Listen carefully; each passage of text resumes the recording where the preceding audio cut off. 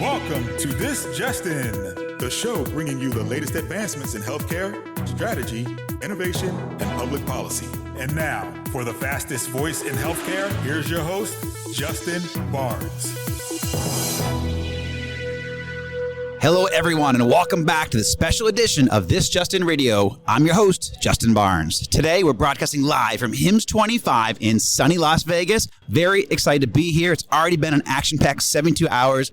The HIMSS annual conference is always a centerpiece of my annual schedule, and this happens to be my 25th HIMSS annual conference and my 11th year broadcasting from the annual conference, which leads us to today. This is the start of 3 days, 5 shows, and over 40 guests here in Las Vegas for HIMSS25. We have our best lineup yet of CEOs, CIOs, CTOs, care providers, researchers, policy leaders, and visionaries joining the show. As many of you know, my goal for broadcasting live each year from these key conferences is to create an information medium that shares best practices, key strategies, and actionable intelligence from the industry's leading sources and experts. My objective, along with all my guests here, will be to offer tactics and strategies to not only survive, but to thrive as you navigate your hospital, your physician practice, your company, or even your family through all these changes occurring across healthcare today. There is more opportunity than ever before for all of us to thrive, but we must understand how healthcare is evolving, how policy and reimbursement is shifting,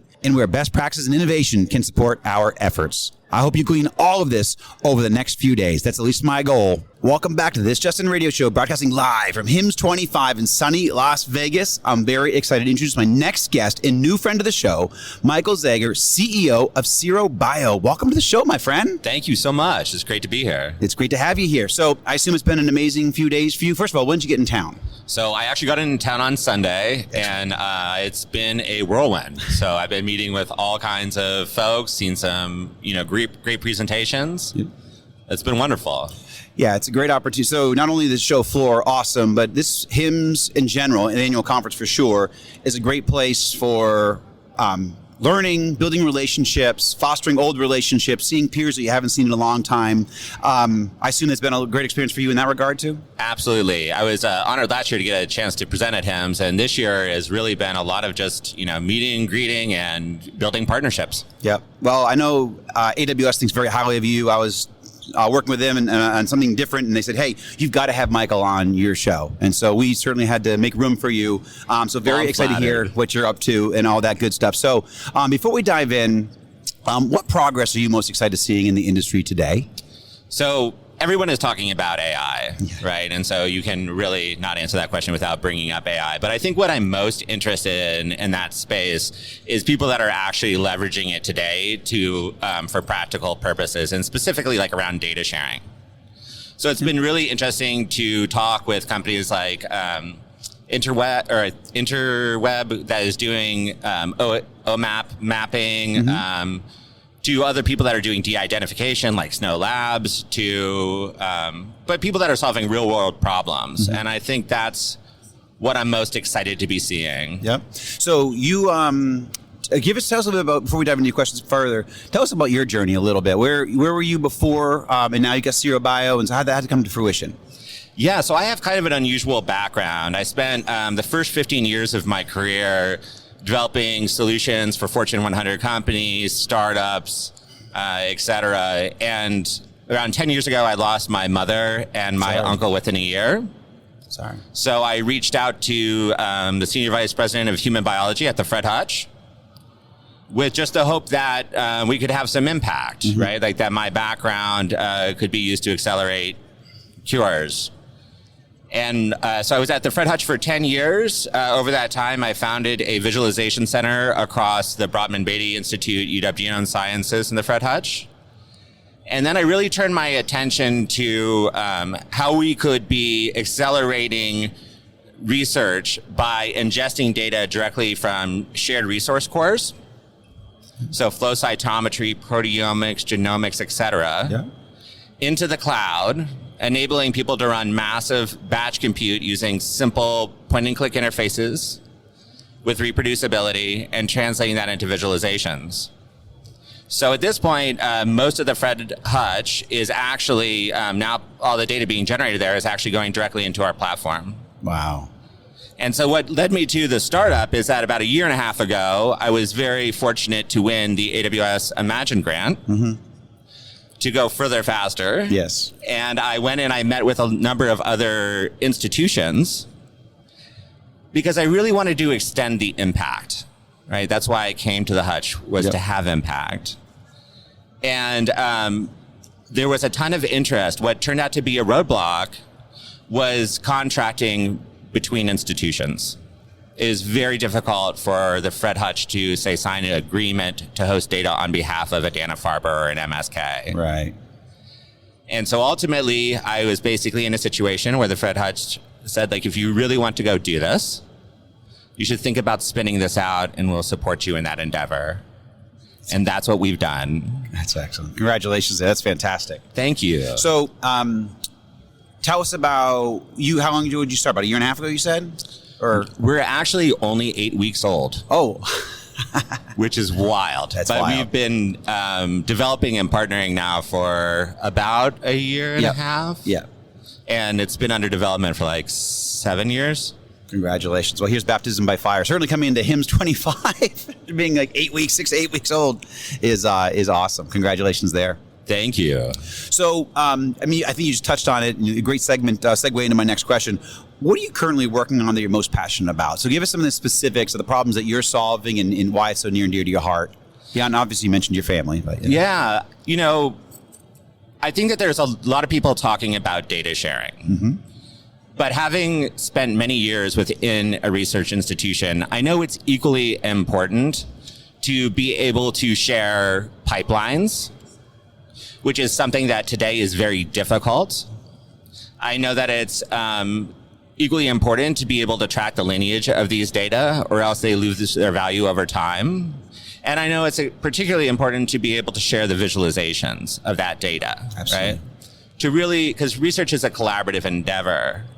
And so what I'm most excited about doing today is streamlining the process and enabling other research centers and foundations to be able to leverage this platform and to be able to make contributions that can be utilized, across the industry. Yeah. So are you leveraging standards that are out there like FHIR, or when you say data sharing, so dive into that a little bit, because my background is interoperability and data sharing. So. Yeah, so we're actually coming at it pretty much from the other end of the spectrum. So our focus has really been on data that is generated by next generation instrumentation. So our focus has been genomics, proteomics, metabolomics, cellular imaging, et cetera. And we are starting to get into the clinical trial space. One of the reasons I'm here at HIMSS is really to identify partners.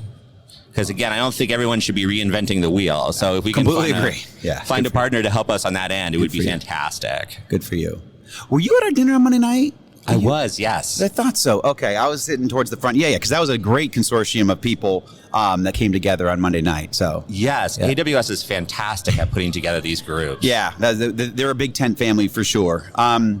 So I think you just touched on my next question, but so what are some of your goals for being here? We're kind of on the tail end of HIMSS, which is exciting. So what were some of your goals, and what else maybe you want to accomplish while you're here?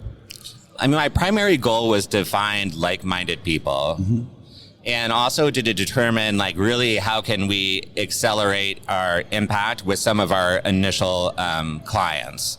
So really, I'm here to sort of advocate for them and try to propel them forward. And it's been great. I've had opportunities to meet with folks from a broad cross-section of AWS, as well as pediatric researchers like Adam Resnick from CHOP.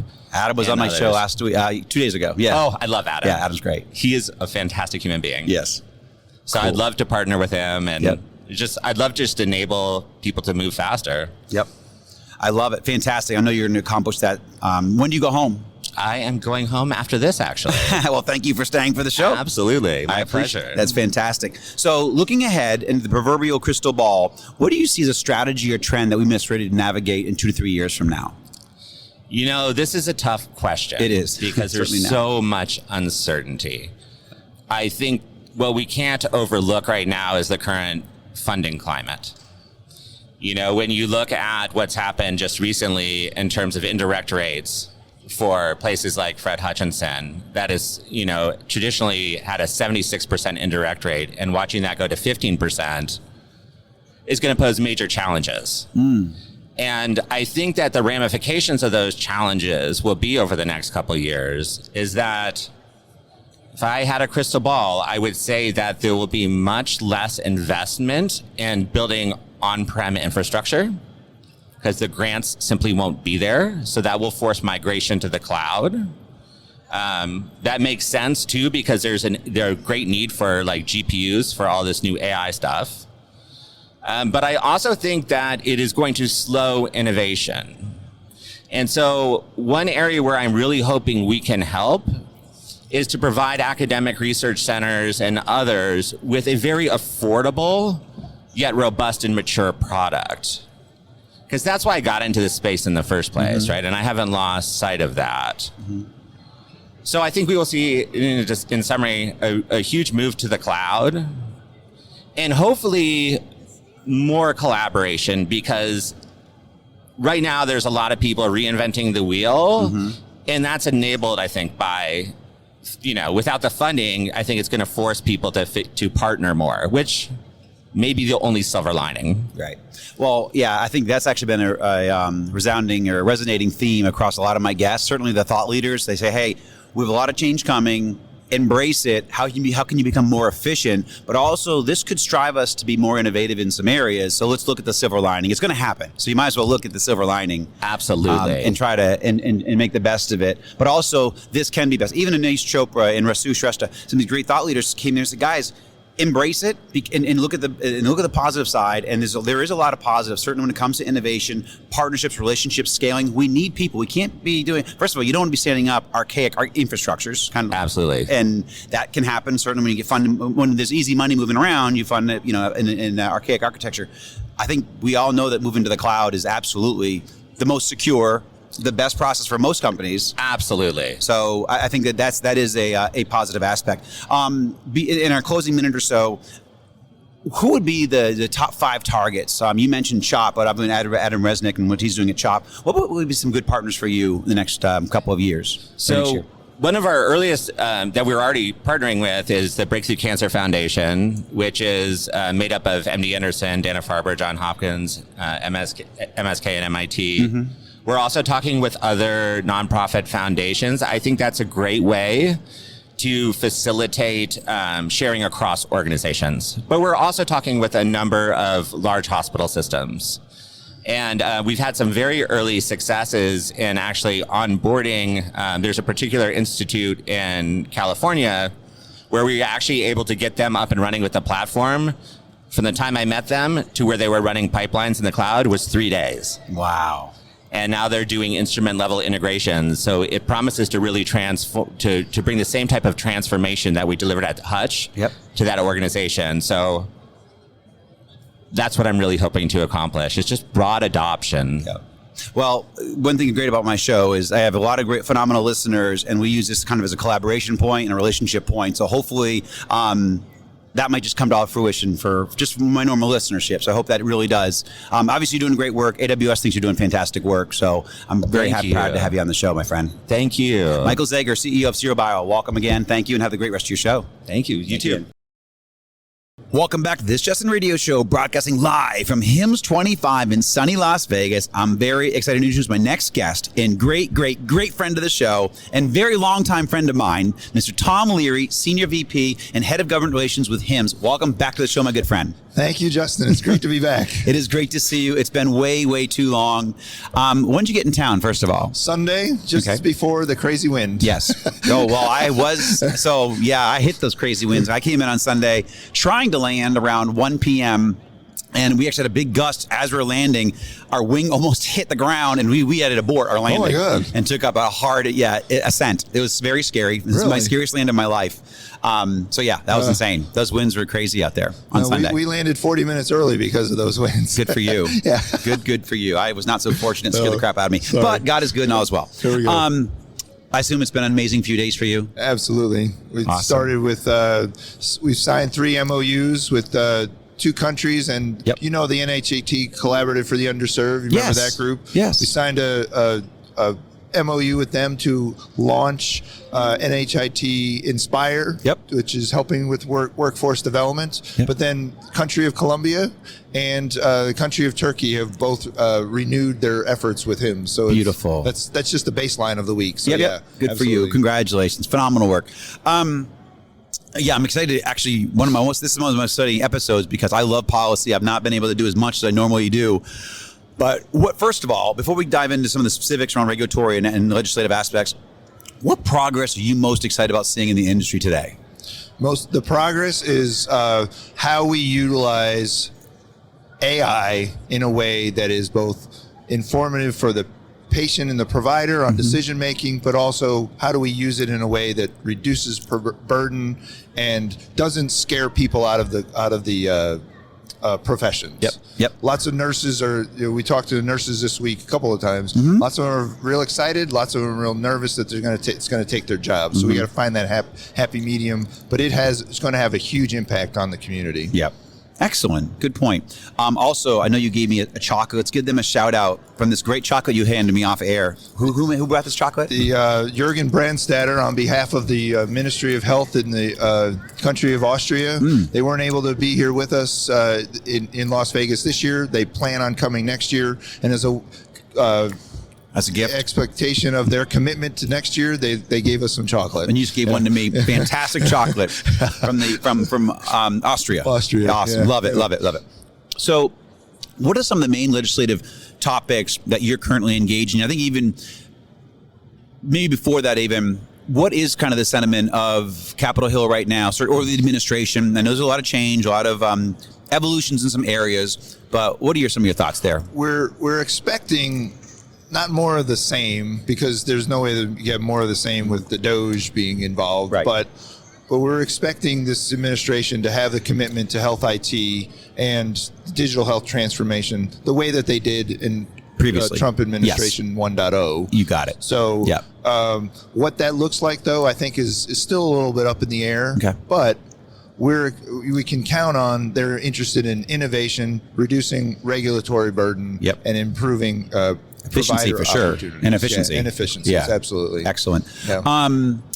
What, I guess, from a standpoint of some of the policies that you can see, do we have any glean on the legislative side or the regulatory side, or some of the thoughts there? So the first thing on the legislative side is there's lots of curiosity, particularly the House and Senate Veterans Committees, on how is it going with the EHR modernization. Okay. And so there might be legislation to further encourage them to speed up the process, but do it in an efficient way. Right.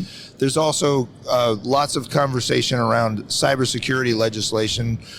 Change Healthcare is I think it's a watershed moment for everyone. Top of mind for sure. And top of mind. That's a great way of saying it. But do we have national policy on cybersecurity and AI, or do we allow other countries and other regions to define what will be what our framework will look like? You think of GDPR, right? Yeah. And I think you and I may have talked about this in the past. Yes, we have. GDPR is defined everybody's the way of doing privacy with respect to internet and data. Yes. AI Act passed the EU. It's in enforcement as of December. European Health Data Space is enacted, and the Cyber Act has been enacted for the EU. Those 27 countries could impact everybody else if the United States doesn't get really focused on cyber policy and AI policy. Right. And we had the current chair of the EHR Association on our show a couple guests ago. We love her. Yay. But she talked about the need for the feds to basically step in on some of this legislation. We don't want, in regulatory aspects, we don't want the states to run off and do some of this on their own. We need to be consolidated. We need to be uniform. We can't have 50 different policies when it comes to cyber, or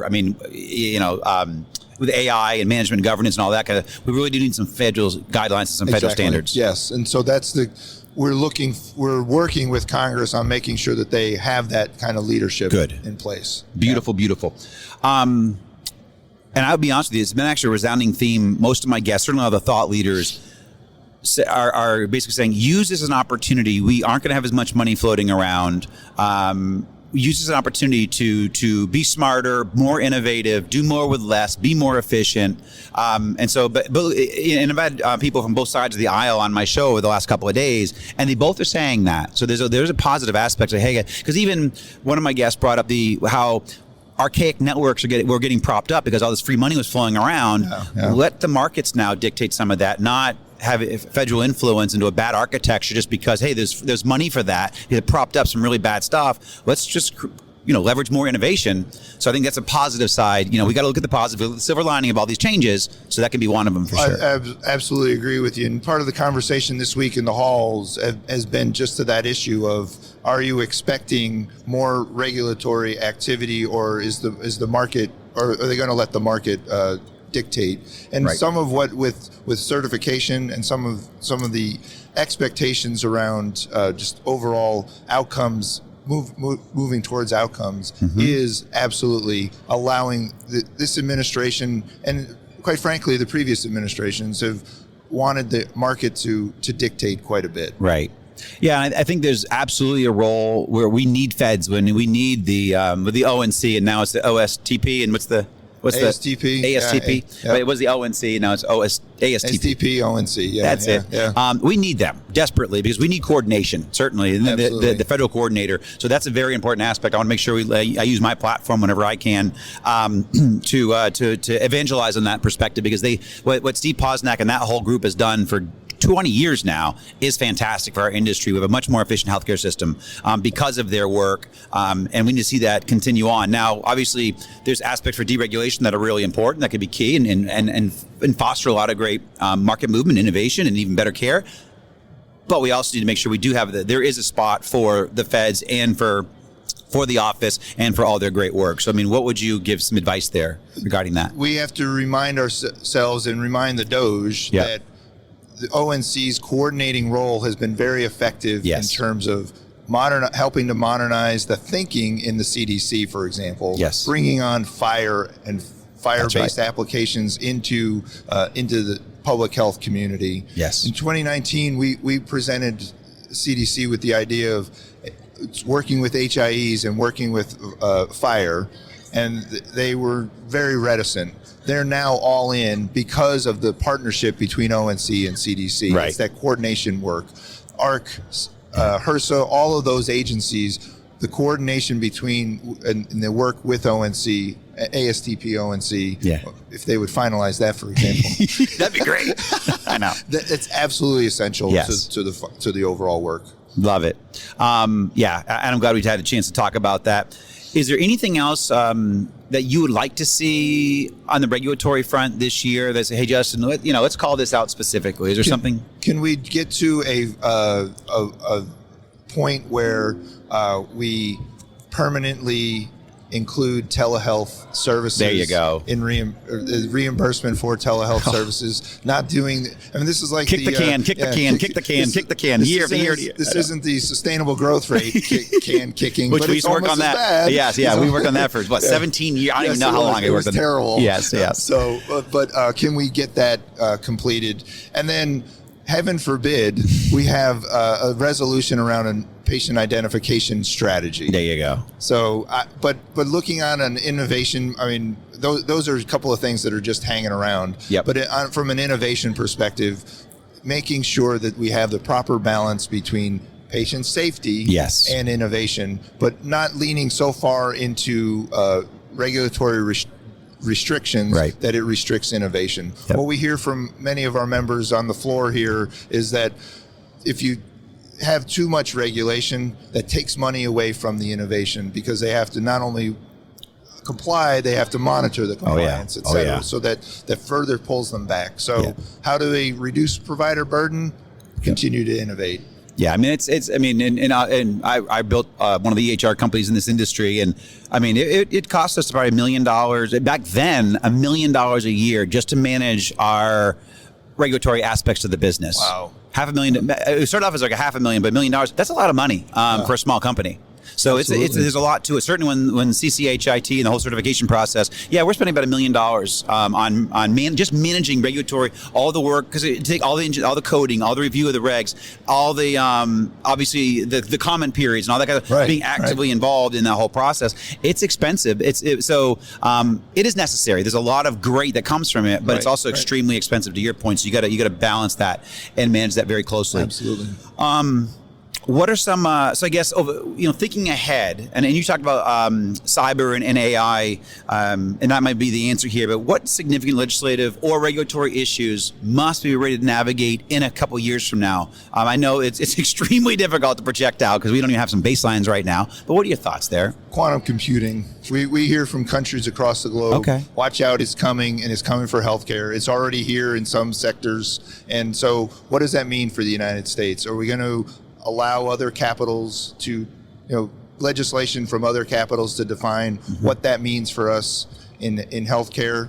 How's it going to fit into, the AI strategy, the cyber strategy, just overall outcome strategies?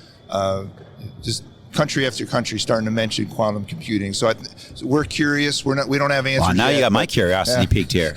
I can say the words right now, but let's work together on Brilliant. a solution. Yeah, absolutely. Tom Leary, Vice President of HIMSS for Government Affairs, Government Relations, Head of Government Relations, a rock star in the industry. First of all, in our closing second, I think you might. How many HIMSS have you been to? How many annual conferences? I've been to 25.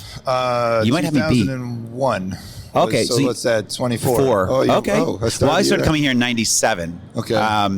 And I didn't really count 2020 because but I still did my radio show live though. We said like Hal's first year and Hal was on my show, and I said all my guests were Sue, John Halamka, Nietzsche. They all still showed up, but we did, and even Mickey Trathy. We did it remotely though. We didn't do it.